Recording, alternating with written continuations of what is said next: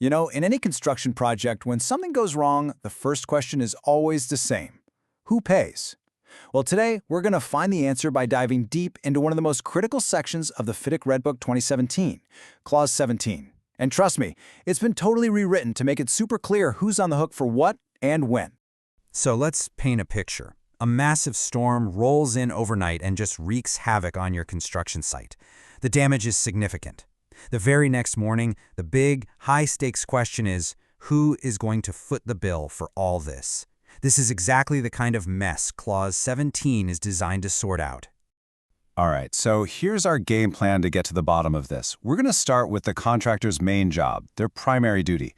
Then we'll look at the really important exceptions to that rule. From there, we'll unpack the whole system of indemnities, including a brand new concept called shared indemnities. And finally, we'll wrap it all up with the key takeaways. Okay, first things first, we have to establish the baseline.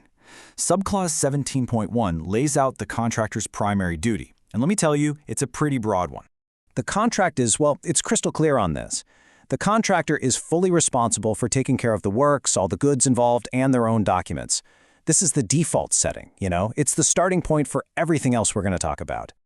And this responsibility isn't forever. It has a very clear timeline. It all kicks off on the commencement date and runs all the way through until the engineer issues the taking over certificate. That certificate, that's the magic moment when the main responsibility for the works gets handed over to the employer. But, and this is a really crucial point, the contractor is still on the hook for any bits of outstanding work until it's officially all done. So while that primary duty is huge, it's not absolute. You might be wondering, are there any exceptions? And the answer is yes. The contract carves out some very specific situations that are just plain outside of the contractor's control. Subclause 17.2 gives us a list of 6 specific get-out-of-jail-free cards, if you will. If damage is caused by one of these things, the contractor is not liable.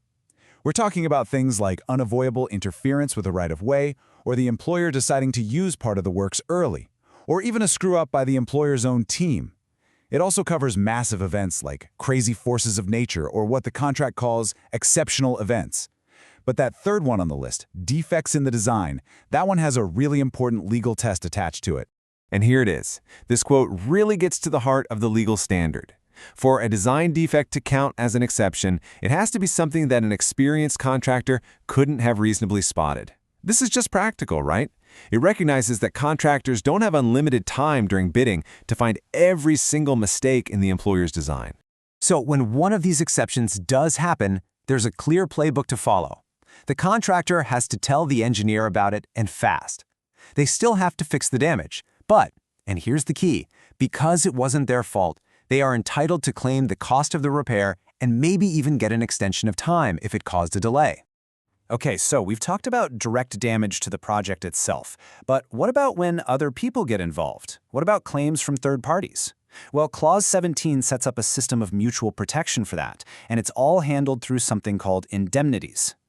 So what on earth is an indemnity? Let's break it down. In the simplest terms, it's a promise. It's one party saying to the other, hey, if this specific bad thing happens, like a lawsuit from a third party, don't worry, I've got your back. I'll cover the costs.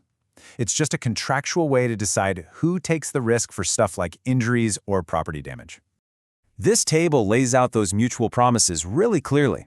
On one side, you've got the contractor under subclause 17.4 promising to cover the employer for things like bodily injury that happens because of their work or property damage from their negligence. They also cover the employer if their own design turns out to not be fit for purpose.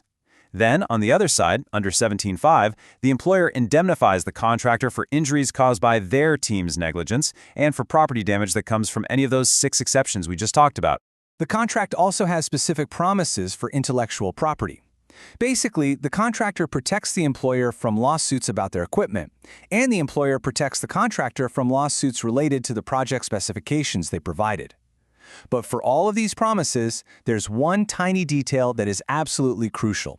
You have to give notice of a claim within 28 days. If you miss that deadline, you could lose your right to that protection entirely. It's a big deal. And now we get to what is probably the single most important change in the 2017 edition of the Redbook. I'm talking about the introduction of shared indemnities, which brings a much more modern and frankly a more fair approach to figuring out who's liable. Yep. This is a big one. Subclause 17.6 just didn't exist in the old version, and it completely changes the way some of these claims are handled. It's a real game changer. So what does this new clause actually do? Well, it means liability is no longer a simple on or off switch. It's not all or nothing. If both parties had a hand in causing the problem that led to a claim, the payment is reduced based on how much each party contributed.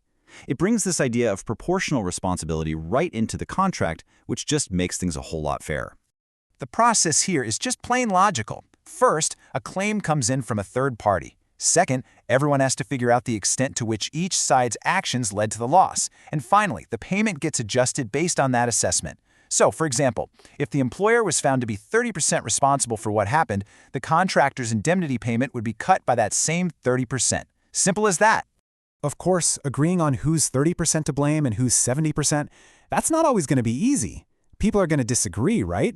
The contract knows this. If the parties just can't agree on the split, the whole issue can be sent to the project's Dispute Avoidance/Adjudication Board, the DAB, and they'll make a decision.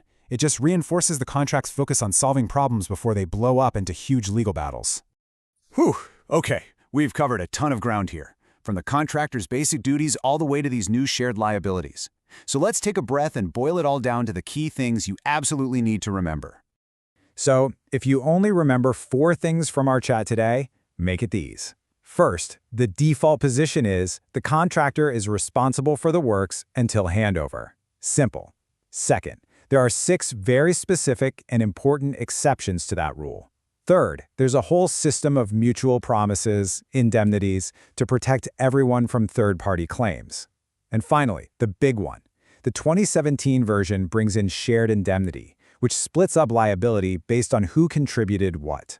And all of this brings us to one final, very practical question for you to think about. This whole principle of shared responsibility means that keeping meticulous, detailed project records is more important than it has ever been. Because when a claim does come up, your ability to prove what each party did or didn't do is going to be absolutely critical. So the question is, are your project records really up to that challenge?